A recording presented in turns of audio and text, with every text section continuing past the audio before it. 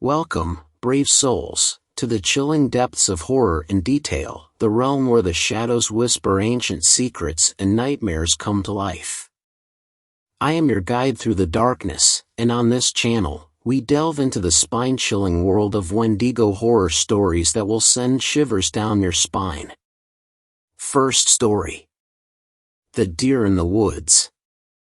This is the first time I'm telling anyone that wasn't there about this. I guess I can tell the story better than anyone else that was there. I was 16 out in rural Oregon hanging out with my friend PJ and his friends and cousins from the area for his birthday. He lived out in the mountains by St. Helens and saw some deer, coyotes, and a pack of wolves once, but that was about it besides the occasional black bear. His parents weren't home, but they wouldn't care if we were smoking or drinking anyways. So most of us were at least buzzed or kinda stoned, but none of us were blasted. We all collectively agreed on what I now know to be the worst idea ever. We all decided to go exploring in the dark out in the forest. There were about 8 of us, but we were meeting some kid who lived nearby. We met up and got roaming around in the woods. This kid was a little weird, but he was pretty poor and he was funny, so we let him tag along 'cause he had nothing else to do. He was pretty normal, except I just got this bad feeling around him. Like something was off. Like I was being watched. No one knew exactly where he lived or his parents, but you could find him in a general area near the only store, just outside the woods.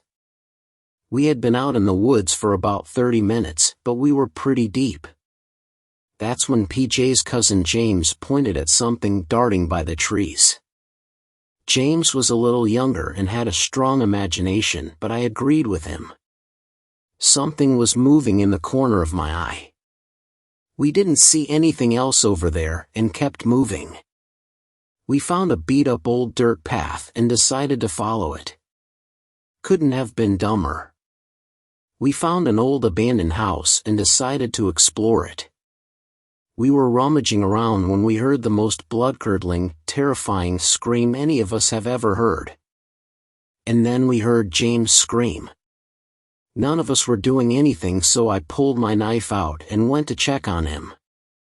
He was about 10 feet out, sat on the ground on the edge of the tree-line.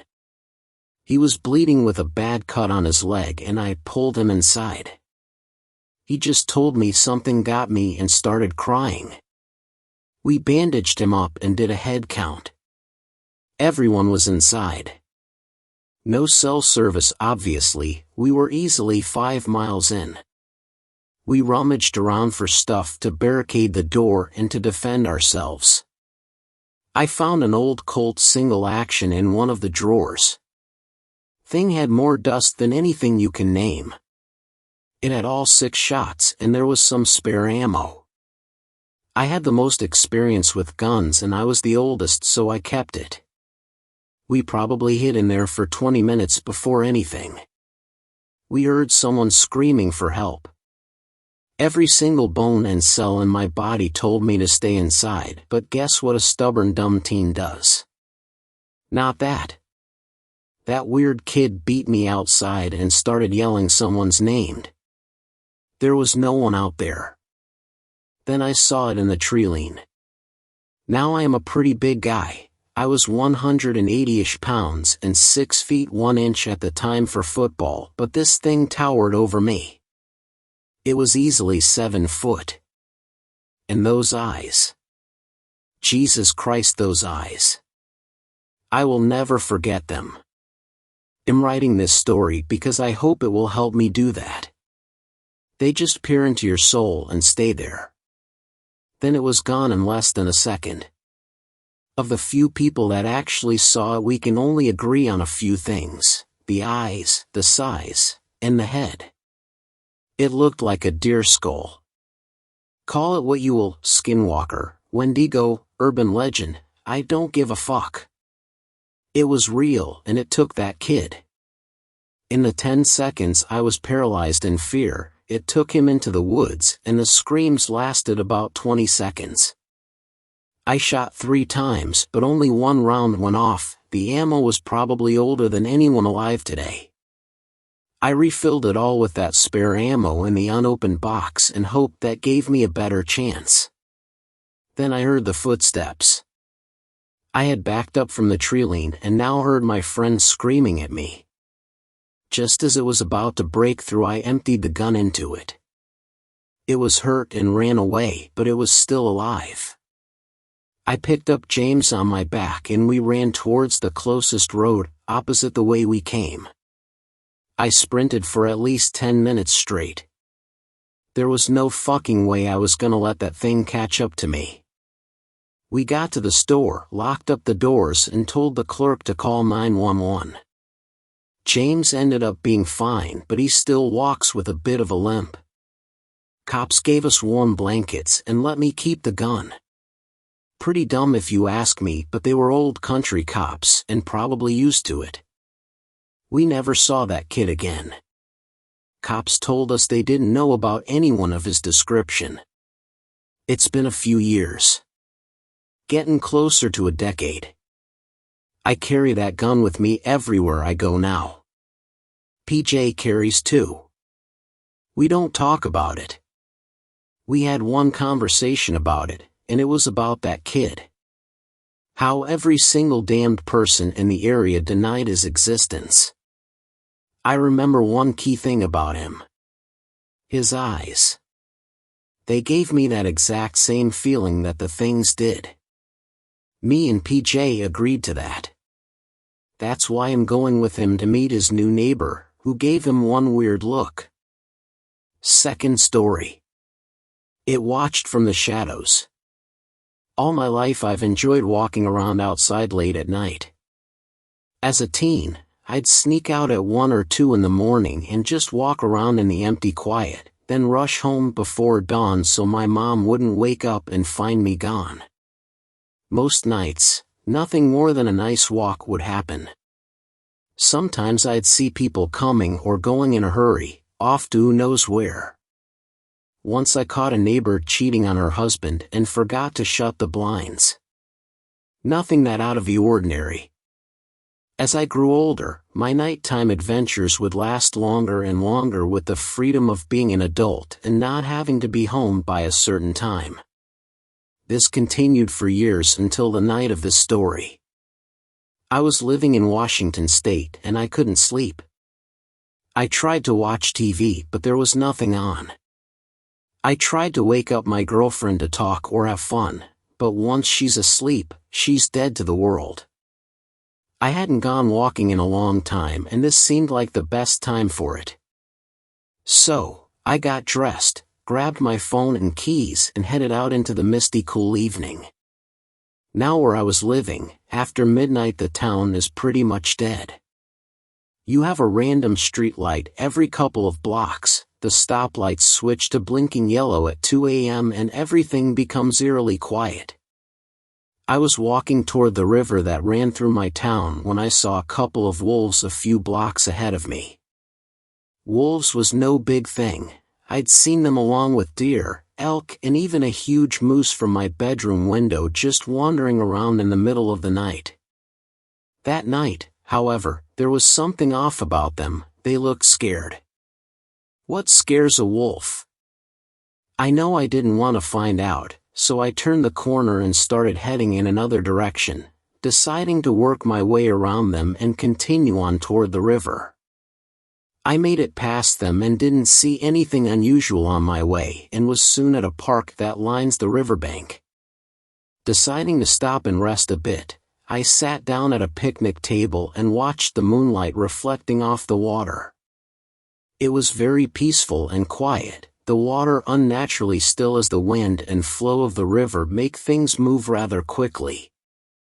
That on its own didn't bother me much, it was what I noticed then that bothered me. A cold chill came over me, not that unusual for Washington, but with it came this damp musty smell, like wet moss mixed with rotting wood and mushrooms. Wincing at the smell, I looked around to see if something had died and was rotting nearby, something you'd find with all the wild animals wandering about, but couldn't spot anything. Deciding I needed some fresher air, I got up and decided to follow the boardwalk that ran along the length of the river. As I stepped onto the wooden platform, I noticed there was no noise. Now this boardwalk would make a loud tapping sound or even creak in places when you stepped on it, but that night, it was dead silent. I looked down at my feet and hopped up and down a few times, but no sound.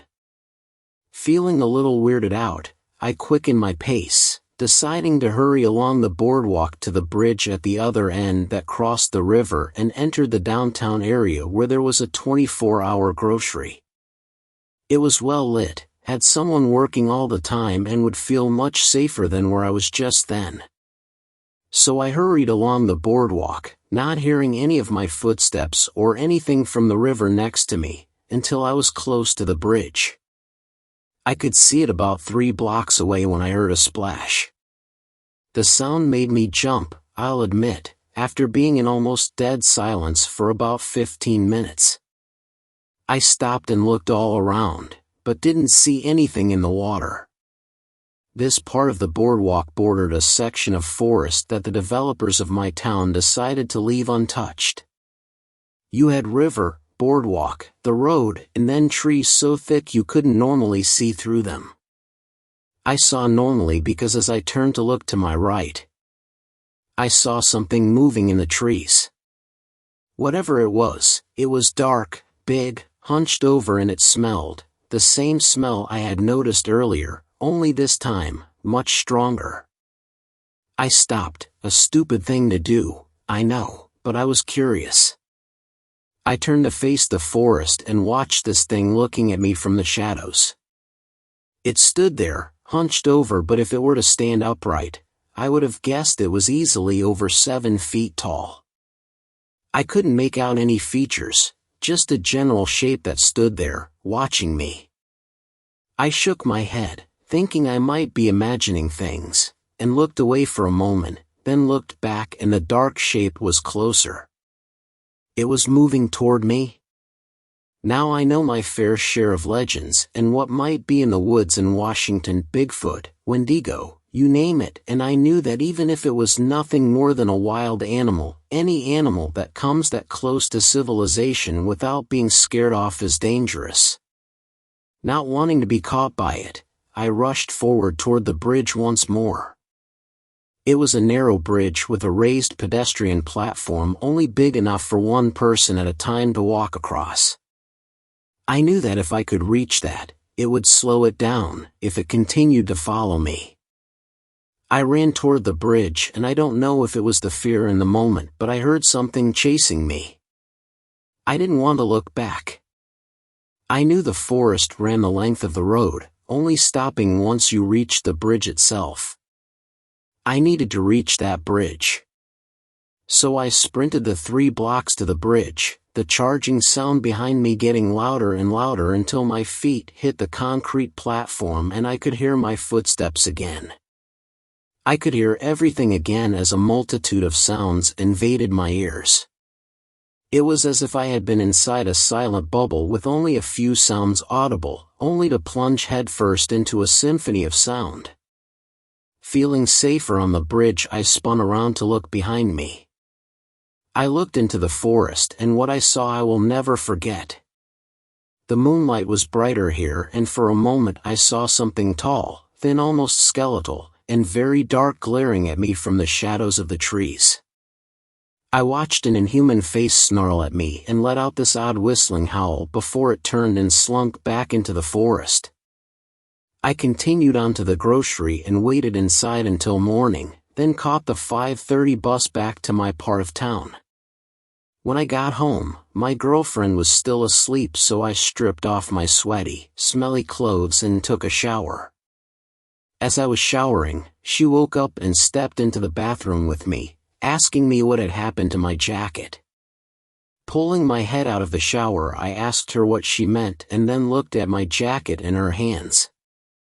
Running down the center of the back were 5 tears in the fabric, deep enough to rip through the outside and the fleece lining but not the inner layer, claw-like markings that were much bigger than a human hand. I told her what had happened, having decided to not keep it to myself, not after seeing that, and she looked very worried. She said there were legends of skinwalkers that used to be in the woods before the town was built, but no one had heard anything about them in years. This upset her enough that we moved a month later. Third story. Wendigo. It all began almost a year ago when I went through my girlfriend's computer after she began acting odd. Initially I thought she was cheating on me, but what I found, fuck. It was worse. It's been months since we finally put that hell behind us, but I still feel uneasy at night. Almost 1 year ago, my girlfriend was kidnapped, and the police had no luck with the case. I moved in with my 2 friends, Reagan and Jim. My girlfriend began sending me weird texts and we all got scared. One night, Reagan and Jim went to the movies and didn't come back. A week after their disappearance, Reagan showed up at the house, bloodied and naked. She told me about how she and Jim were drugged. She told me how she was kept in a basement, and how she was raped. She told me she saw another girl in that basement. I knew it. I knew it was Victoria. 2 days after Reagan got home we set off to find this house of horror. After she told me everything that happened to her, she told me she knew where she was being kept. I have one distinct memory while being transported. A stop sign. It had a cross street on it. I read it. Whitney Ranch and Patrick Lane. She paused for a moment before continuing. The basement wall was all brick. All the houses around here are made of stucco. I bet it sticks out like a sore thumb. I was skeptical. A kidnapper wants to blend in. Whatever the fuck this thing, or this guy, is, he's not holed up in some brick mansion. Why the fuck not? She asked. How many weird-ass houses do you see every day you drive? Do you barge in there demanding to know if there are any prisoners in the basement? Shit. Let's go there and fuck this guy up. Right, you're probably thinking that we should just call the police. The thing is, the last time I called the police, I found a severed finger in my house. The next time I called the police, Reagan and Jim were kidnapped. When I called the police again, Reagan was delivered to my doorstep in an absolutely disgusting condition, on the verge of death. Well, before we had our talk, we found something else in the house. A whole hand. And a note. More police begets more limbs. So we went to Patrick and Whitney. We saw no mysterious brick house. We searched the surrounding neighborhood every day that week. Finally, we found it. A house made of brick, just like Reagan said. It was small, 1 story tall. It was unkempt, but that's not saying much in this neighborhood. Aside from the building material, the house looked like any other house on the block. Reagan looked nervous and I sure as hell didn't want to be here, so I told her, you know we can still go back, right? He has Jim, Alex. Fuck. That may have been Jim's hand. That girl with me in there, that could have been Victoria. She was right. Do we knock? I asked. Fuck no. We wait. Our car was parked on the other side of the road adjacent to the house. We waited and waited. Reagan assured me that the kidnapper, a man who called himself Wendigo, left the home at least once a day. We watched the place in shifts during nightfall. Finally around 4 a.m., the front door opened. I shook Reagan awake. Someone walked out of the house. A tall man, the guy had to be at the very least 7 feet tall. He was skinny, and he was wearing a tuxedo. It was ripped and ragged. Holy shit, I said, he's just like you described. He's even wearing that weird fucking sack on his head. He locked his door and looked around. We ducked under the windows. Slowly I crept up. He was gone. He'd leave for hours at a time, so now is our chance, Reagan said. I was about to unlock the door when something hit the car with a loud thud. Shit! I screamed. My windshield was cracked, and it took a second to process what had hit it. It was a fucking human head, horribly disfigured, pieces of it missing. I turned on the car and was ready to gun it when I heard glass break, and Reagan scream. She was being pulled out of the passenger window. Just drive, damn it. Fuck. She kept screaming at me to gun it, but I knew if I drove right now she would either be pulled out, or have her back broken. I opened my door and circled around the car. We had no weapons on us, since our plan was to sneak in and call the police from the inside after finding Victoria and Jim. I was about to tackle the guy, but I just fucking stood there. This was no normal fucking guy. His hands were blood-soaked, his nails long and sharp.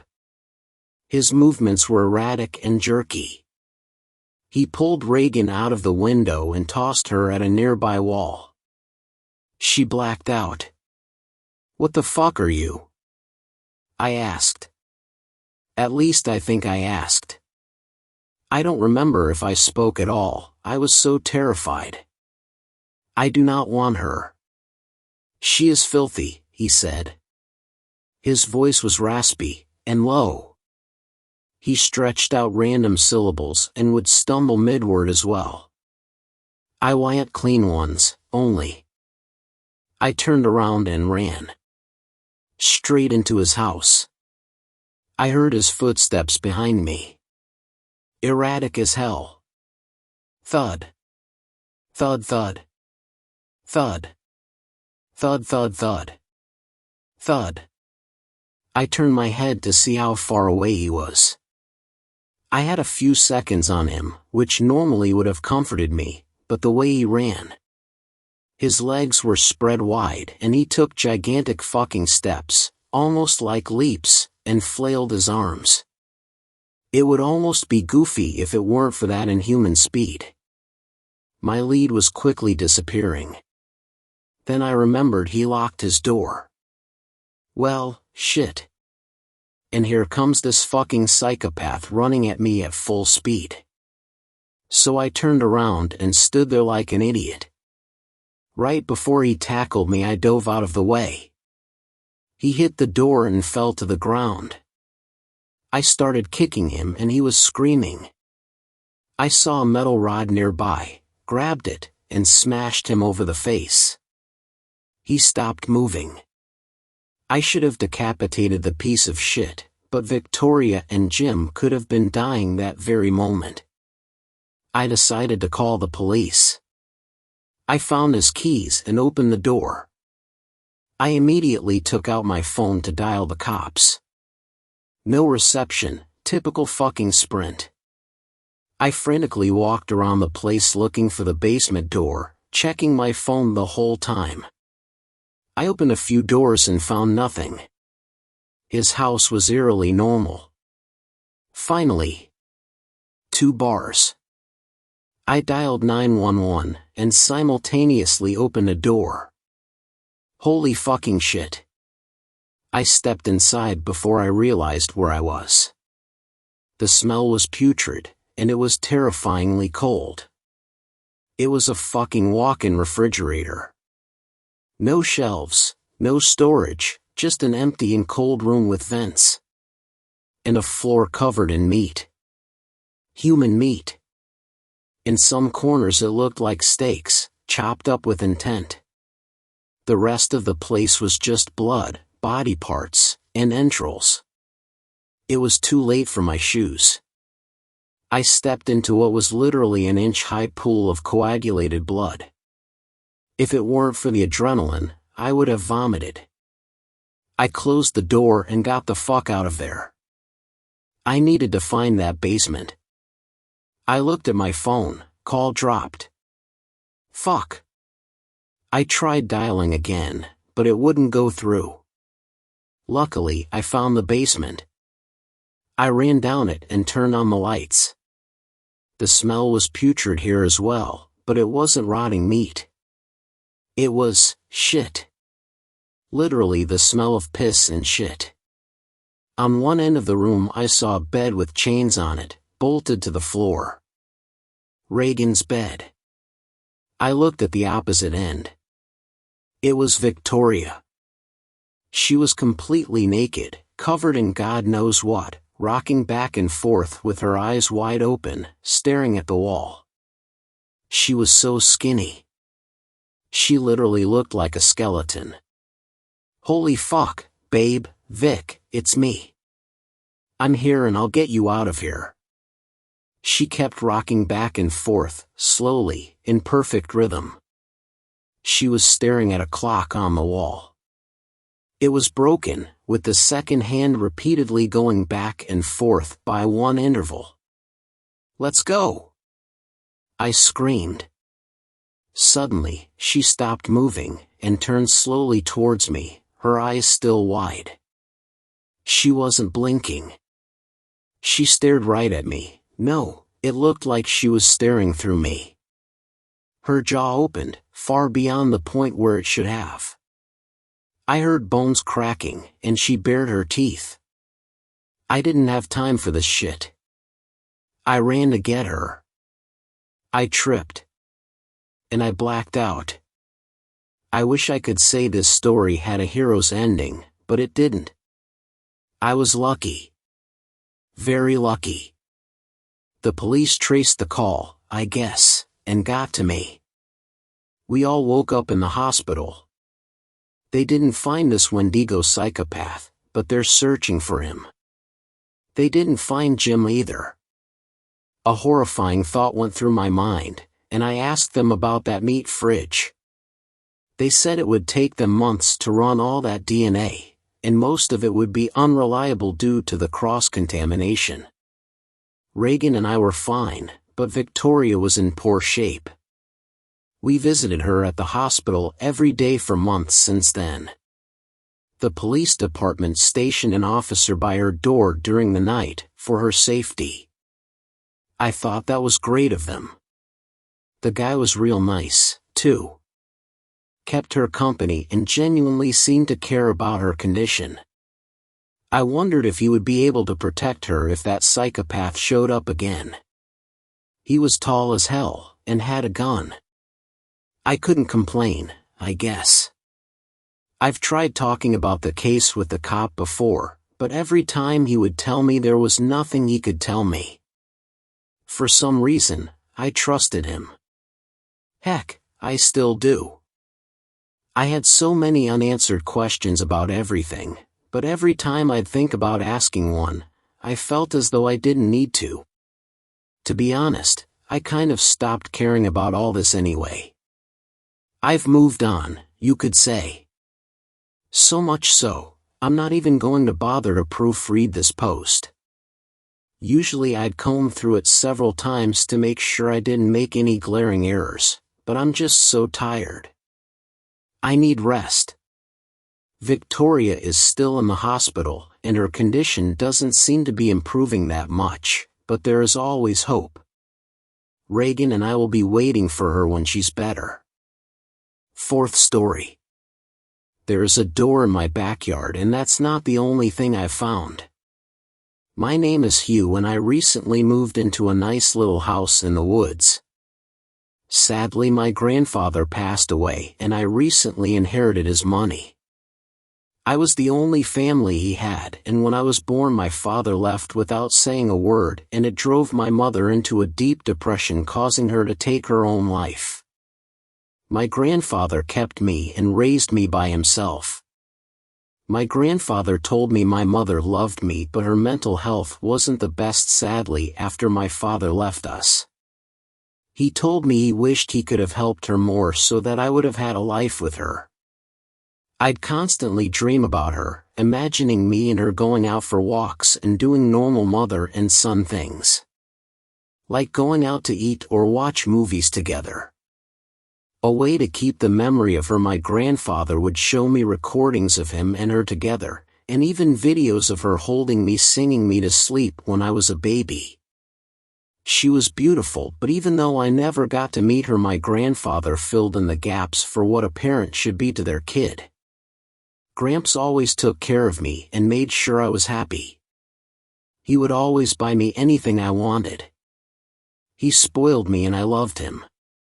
So it broke my heart when he sadly passed away from lung cancer. My grandfather was against smoking, but he got hooked at an early age. He would smoke at least 4 packs a day or even more. He never smoked around me, though he was ashamed of himself. His addiction killed him, but I don't blame him. I know he always did his best for me, he just struggled with something he got hooked to when he was just a kid. He always told me to live life and go explore the world. He always told me that I should go out and see life and nature. He always would take me for walks out in the woods, but they would never be for too long due to his condition. I love nature, honestly. That's what led me to use my inheritance to buy a large amount of land, a nice cabin to live in. The place was beautiful, nice and rustic. My own little humble abode. Honestly reminded me of some kind of magical forest home. I love Lord of the Rings and fantasy shit, so my inner nerd geeked out. Also, somehow I managed to even get good internet so I could still play my computer games. Honestly, if it wasn't for my Gramps, I would probably be sitting in my room playing World of Warcraft every day, avoiding the sun like a bat. One of the big reasons why I love the woods is the mysteries and stories behind them. My grandfather would tell me all kinds of stories about the woods. Honestly, I couldn't tell if they were true or false. He always told me to believe in what I want and that it's my decision if I want to believe, because if I did, I would be accepting a complete world of the unknown. A world where science can't explain with a microscope. Honestly, I never understood what he was even trying to say until recently. You see, I was exploring my property since I own a large amount of land, and I discovered some weird things. To make this easy, let me make a list of things. The first strange thing I discovered was a door out in the woods off of one of the paths on my property. It's a strange thing, it's just a plain white door. I tried opening it and it was locked. The first thought that came into my head was, why was this random door just in the middle of nowhere standing up? Let me explain. This thing was not attached to a building or even a doorway. In fact, it's literally just a door. Your guess is as best as mine. I still can't figure out what the hell that is about. Another thing I witnessed was something that is more common to me because it is something my grandfather used to talk about a lot. He always told me stories about man-eating creatures that stalked forests, picking off lost hikers. He called these creatures Wendigo, a man-eating creature that is caused by someone who is lost and hungry that commits cannibalism. I'm not exactly sure if that is the creature I saw. I would love feedback. It had a skull of a deer as its face and walked around with the body of a wolf. Honestly, I know it might seem like I am calm, cool, and collected about all of this, but honestly, I am a little freaked out. The only thing that is keeping me from leaving this place currently is the fact that nothing has tried attacking me so far. Finally, the last creature/human hybrid I saw, or shall I say actually got to speak to, is this creature I've decided to call a seedling. They are these little tree-type creatures that walk around and tend to the forest. They seem to be friendly, and when discovering them in my garden, they gave me a wooden bowl full of blueberries. I was skeptical to eat them until the little creature picked one up and ate one in front of me. It seemed as if the little guy couldn't talk, but he seemed to understand me. I asked him where did he come from. He pointed to the forest, and when he did, I noticed he wasn't just pointing at the forest, he was pointing at a little tree that led a hole into the ground. My eyes began to completely focus on it and I saw another one of the little creatures. I asked the little guy if it was its family. He gave me a little thumbs up. I also asked if it was friendly and not going to hurt me, and it hugged my leg as a sign of friendship. After that it walked off and crawled into its little tree stump. That was a couple of hours ago and I'm not sure what to think currently. This place is strange, but I have never seen this kind of stuff and I don't think anyone actually has. I feel like I have a connection with the forest and I don't want to leave. Well, I should be heading off to bed. It's 11:53 p.m. and I am mentally exhausted from today. To whoever is reading this, give me some info on what I saw and maybe what these little creatures are. They seem to be friendly, but you can never be too sure in this world. Well, later until next time. Hugh. I'm sorry I have not updated everyone on my situation, and for people just now reading this, go refer to my previous post. There's a door in my backyard part 1. My name is Hugh and I recently bought a house in the woods and there is something weird going on in the forest around me. Some of the things I've encountered are friendly so far, but most of them not so much. I currently have something big to talk about. The reason I have not posted as of recently is that I have been dealing with so much shit I am practically going mad. You see, someone came to my home. He said he read the last post I put up. I have no idea how he managed to get my location from a Reddit post. This situation has kind of freaked me out about posting here, but he said he wanted to investigate the woods with me. I told him no, obviously, and that it isn't safe for people and that life isn't some silly game and that he shouldn't be playing Ghost Hunter. To be completely honest, I just don't like the company, especially from the likes of people who creepily find my location online and think it is okay to come to visit me without even asking. Also, I don't want to disturb the seedlings because they have been working on some kind of project in my backyard. They have been really sweet as of recently and have even made me some pretty cool chairs and table in my backyard out of sticks and leaves. Honestly, they are quite comfy and I don't want to ruin my friendship with them. The dude seemed to have fucked off and left me alone after me telling him to leave and scaring him by telling him this. The seedlings don't take kindly to intruders of this property. Trust me, they have even almost taken me down a couple of times thinking I was some stranger breaking into the house when I locked myself out. I'm going, to be honest, they aren't actually vicious, and them attacking me thinking I was an intruder when I locked myself out was true, but when they attacked me they charged at me with little sticks and were hitting my legs. Luckily the little guys are weak and I was able to quickly tell them it's me and that everything was fine. This is probably actually why they're making me so many things as of lately. Probable to apologize for attacking my shins. Well, anyways, a couple of nights after he left I was getting ready for bed. I just finished watching the new season of South Park and I was pretty tuckered out and was ready to hit the hay. I brushed my teeth and hopped into bed. I was asleep for maybe 4 hours at most, maybe. Until I heard the sounds of screaming and the sound of something hitting the side of my house. I woke up and began to freak out because the screaming wasn't the kind of screaming an animal would make, but the sound of a human. I was pretty tired still, but I knew I had to check on whatever was screaming and what the hell hit my house. The sound sounded like it came from my backyard. I tiptoed into my kitchen, which had a window allowing me to see into my backyard. What I saw was not something I have ever even heard of, and I know for damn sure this thing is not a skinwalker, Wendigo, or anything else I have ever heard of. Standing there trotting in my backyard was a horse-type creature. It was as black as the night with eyes glowing a light blue. The creature had the body of a horse, but it had 6 legs, and where its head should be extruded another body, sort of like how a centaur would look, but instead of human arms and a face. Blade-like arms were on it, appeared to be 4 coming out of it. 2 on each side, and the face, oh my god. The face was the worst part. Its eyes glowed a light blue, but its face was stained with blood. It appeared to have the face of a mantis.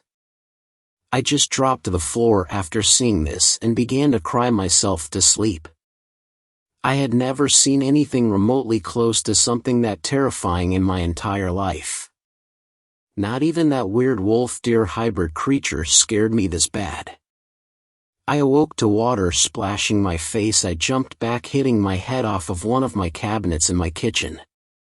When I opened my eyes, I realized what splashed water on me was one of the seedlings. The one that gave me the bowl of berries. I looked at the creature and I gave it a hug and began to sob. I was so happy that it was alive and not hurt. I couldn't imagine the only living thing living not miles away were to die. The seedling hugged back and I felt as sap dripped from its little hollowed eye holes. I got up and asked him what happened, and he pointed to my notebook on my table and gestured for me to give it to him. I listened to him, wondering why he would need it. He picked up a pen I must have dropped on the floor and began to write. I was in shock. The little guy began to write in English. It wasn't perfect English, but it was legible, kind of like how a second grader's handwriting and spelling would be sloppy. What he wrote down has me scared. I'm going, to be honest. He wrote down the words "the old one." I asked him what he meant, and he wrote down the word "old God." I'm going, to be honest, I'm still freaking out about this, but before I had to think about the whole situation. The little guy wrote down the words "follow." I followed them outside to the side of my sliding glass door, leaving my kitchen, entering the backyard, and next to the wall, plastered on my wall, was a massive bloodstain and what seemed to be a small bucket full of red liquid with a sponge floating in the water. I knew immediately what must have happened. What the creatures call the Old One must have taken the life of the man I told to leave. He must have stayed to see the unknown, but the unknown saw him first. I asked the little guy what happened to the body, and he pointed to a cherry blossom tree in my backyard. This tree was not there yesterday. Apparently, when they found the man's body, they put his body in a hole and used his body as fertilizer, allowing the tree to grow. After this whole scenario with the guy dying, I'm just trying to wrap my head around everything. There's more stuff I want to talk about, but writing this is just stressing me out even more, and I just currently want to go to bed. Well, anyways, everyone, I'm going to go to bed. I need advice on what should I do. Hugh. Wendigos, skinwalkers, seedlings, and gods. This world is a strange one, a place full of mystery. People study for all their lives to see the stuff I have seen. Should I say I'm lucky? Could you call this luck? People go around searching for the unknown, but let me tell you this, it's just not worth it. Live your life happily, remain in the dark, for the things I've seen this past month has completely changed my mindset on the world and myself as a person. My name is Hugh, and I recently bought a house in the woods, and there's something strange going on in the woods around me. This property is changing me. Day by day, night by night, I feel as if my body is changing. I noticed I have been able to lift a lot heavier things I probably shouldn't be able to lift at my size. Honestly, I have no clue why. Well, anyways. It's been a month and I have been absent and have not been able to get my posts on here. This was due to my internet being out and me studying. You might be wondering what I'm studying. They're creatures that inhabit these woods, and the things I've spotted crawling around in the forest, and the animals, for example, are even weirder than half the monsters I have met. Yesterday I saw this skinny pale deer just straight up standing on two legs, no clue why, and I shot it. No, this was not a skinwalker or a monster, just a weird deer. Your guess is as good as mine as to why it was doing what it was doing, but you know what, that isn't even remotely close to taking the top place for the weird shit I've discovered this month. I'll be honest, since my last post my mindset has changed massively, and I don't believe I'm mentally okay, or how should I say it, stable. I've noticed my feelings have begun to fade, sensitivity is almost out the window. I find that I'm more selfish now and been focusing on myself and Charles the seedling, and yes, I named him Charles. I don't remember the last time I talked to someone that wasn't just someone passing through my property lost. I swear this place is changing me. I can hear whispers at night trying to lure me outside of my home. I swear one of these nights they are going to take me and it's going to be the last of me. I don't want to leave this place behind and leave this place to corruption. I have one theory of what's going on. Like I said, I've been doing lots of research of my own.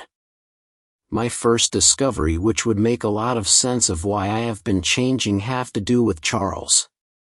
Charles has always made sure I eat the berries he picks for me every day.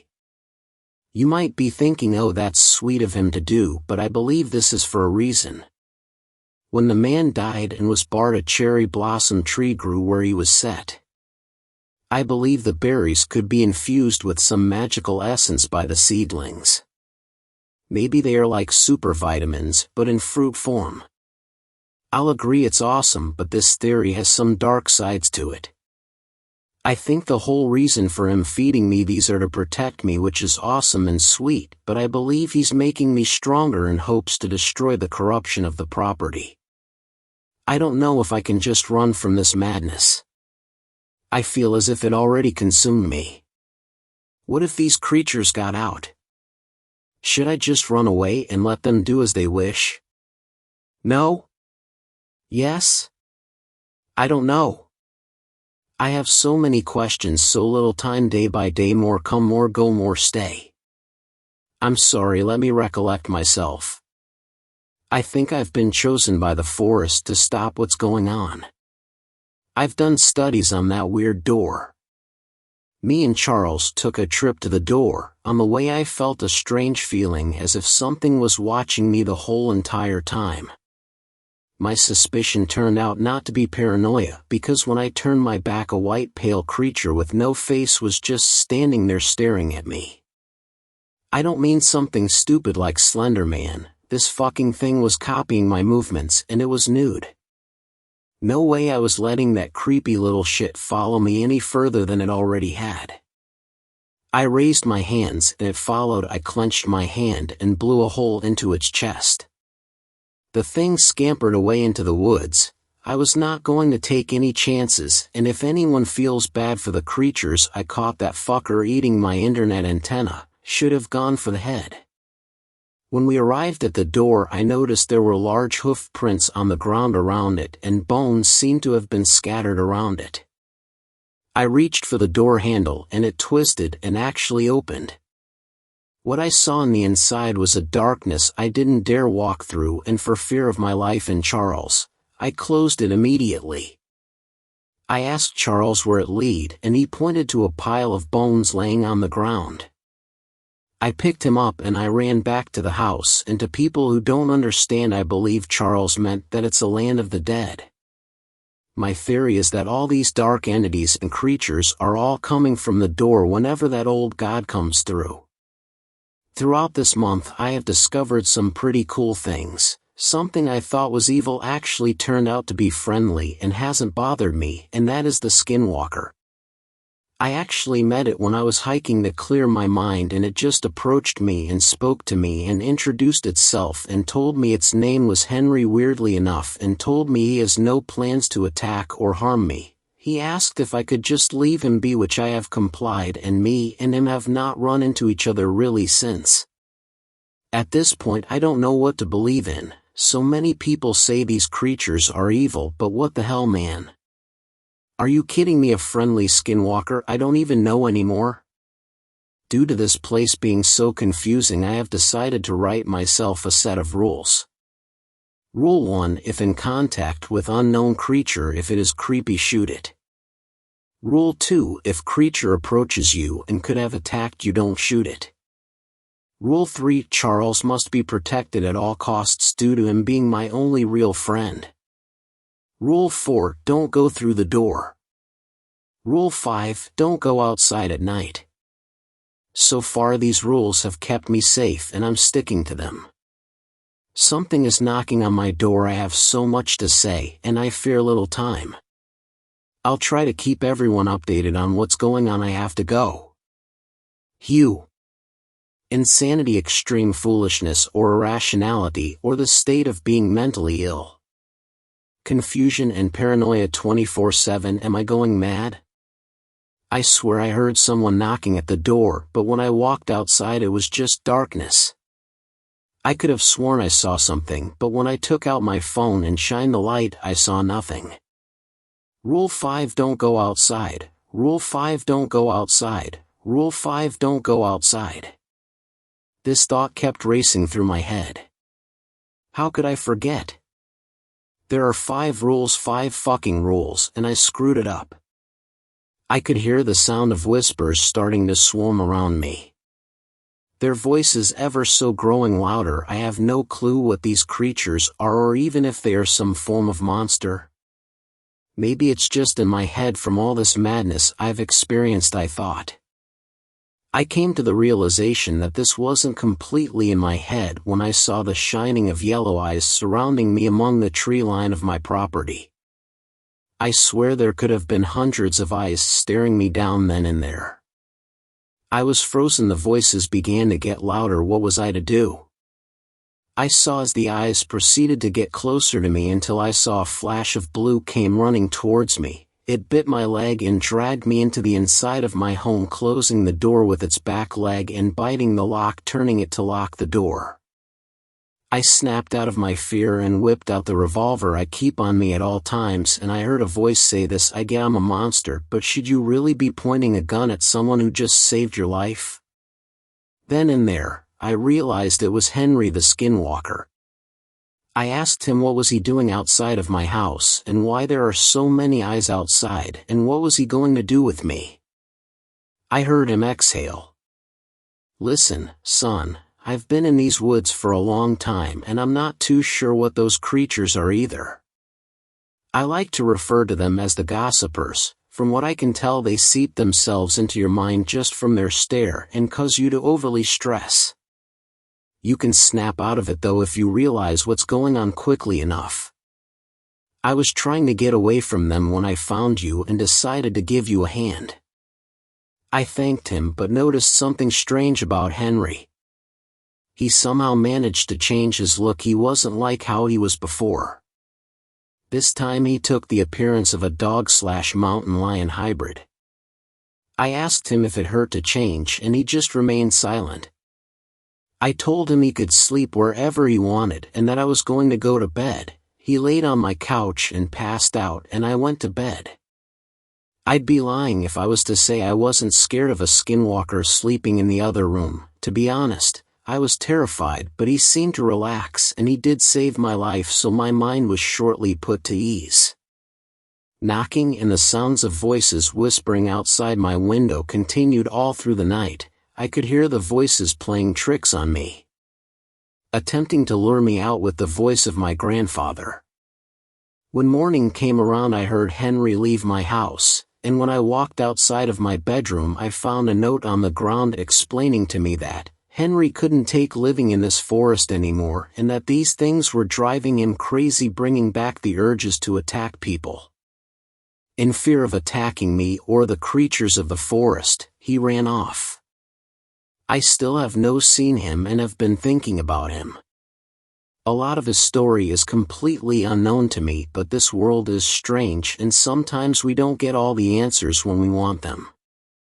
I talked to Charles, and me and Home both decided it would be a good idea to put up some walls around my house to keep some creatures out. Since Charles is able to manipulate nature, I asked him if he could just do it for me. He shook his head and told me and explained to the best of his ability that his powers aren't strong enough to do that. This caused me to be slightly irritated. I wasn't upset with Charles or his friends. I was upset with the fact that I will have to leave the house to go down to the local town. I realize I just have to suck it up though for my own well-being and Charles. It took me some time to start up my truck because I haven't used it in so long. No, there wasn't anything wrong with the engine or anything, it was just that I left some old food in it and it has made my car smell like the county dump. Not my proudest moments. While waiting for my car to air out, I decided to clean it off and spray it down since it's been collecting dust. While cleaning the truck, I noticed strange claw marks all over it. Anxiety began to consume me and I started having a slight panic attack because I began to fear whatever was outside must have gotten in my home and started tearing up my truck. But all that anxiety and stress faded when Charles waddled towards me holding a rat. My fears turned into happiness. I know this is going to sound strange, but in my garage, I had an old cage I used to have my own pet rat that lived in. I took the rat out of Charles's little hands and let it run all over me. The little guy was very quick and friendly.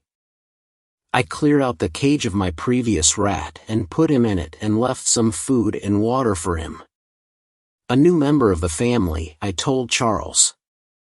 He bounced up and down in excitement. After all of that, I hopped into the truck and started it up. Charles began to try to climb up into my lap to ride with me, but I told him he had to stay home because he is too big and could be spotted by people. He then began to shrink until he was pocket-sized. This was amazing. I didn't even know he could shrink or enlarge himself. I told him I guess he could come and he hopped into my hoodie pocket and fell asleep. The drive was long but soothing. Honestly, I nearly dozed off while driving. It was the first time I felt really at peace in these woods in a long time. I've been experiencing nightmares almost every night. Sometimes I don't even dream at all anymore. The gossipers just talk and talk and talk.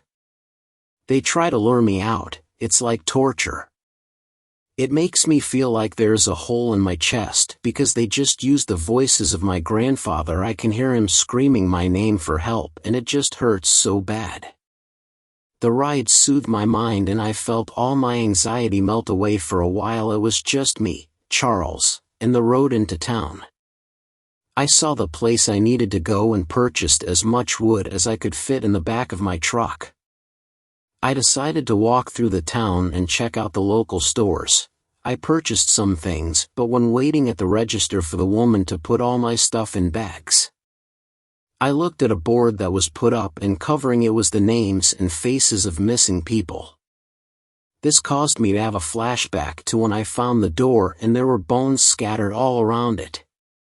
I didn't realize the corruption had spread all the way to the town. I should have realized all those bones couldn't be coming from just lost hikers. I mean, I thought at least some of it could have been from animals, but this just proves it. Those monsters are coming into this town taking things. I was wondering why there are so few people around town. I felt Charles begin to wake up and he tugged at me through my pocket. I could tell there was something wrong and that he wanted to leave. I went back into my truck and me and Charles began to drive away. But someone began to tail us. They were speeding upon us and I flowered it. I began to speed all through the windy roads leading back to my house. When I turned around, whoever was chasing me was gone. It was close to 9 p.m. and the dark had already set around me and Charles. I made it into the house and here I am writing this now. Today has been exhausting and I can hear the whispers of the gossipers beginning to start. I'm just going to put on some Netflix and try to fall asleep. Hugh. Fifth story. The Wendigo. When I was about 11 years old, me and my friends were playing in the forest by my house, like we did every weekend. Things were going how they always did. We were running from field to field and gleefully chasing a flock of Canada geese trying to find a place to bed down for the night. After it started getting dark, we decided that it was time to go home for the night, a little later than usual. We followed the path from the field furthest from our house and passed through a section of forest in between. We had more fun than usual, and the days were getting shorter, so we were out later than we should be. After all, we were only 11 to 13 years old and our parents were giving us all this freedom. It made us feel special and we didn't want to ruin it by getting yelled at for staying out too late. So anyway, the day had gotten to the point where the sun was gone and we could barely make out the silhouette of the trail in front of us, and we had to use our arms to feel for branches so we didn't clothesline ourselves. After barely making it through the forest, we had to cross the larger field that separated us from our houses, 3 lonely homes tossed randomly like dice into the Canadian boreal forest, only connected a distant small town by a thin dirt road. That was when we saw a shadow moving on the opposite side. It didn't look like a person, it was too big. It looked more like an animal or something. We didn't know, and we didn't really care to be honest. One of my friends convinced himself the figure was his dad, and yelled, "Dad, we are coming back, you didn't have to come get us." There was no answer. The shadow swayed for a few seconds, and then moved closer to us. It moved in a way that didn't seem like it was walking, it looked like it was gliding. It stayed close to the pine trees, and moved closer and closer. It moved forward 50 feet, stopped, and then moved towards us again. We stood still, in shock.